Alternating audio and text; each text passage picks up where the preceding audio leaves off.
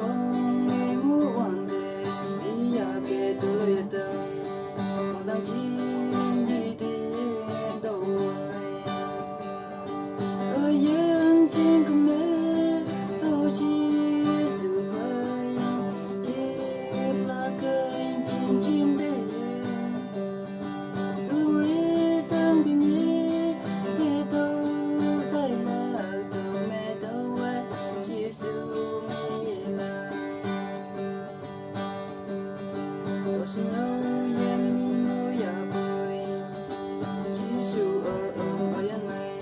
mẹ ăn lắc sẽ muốn mong này tôi tự dành ngồi ya bồi và để ý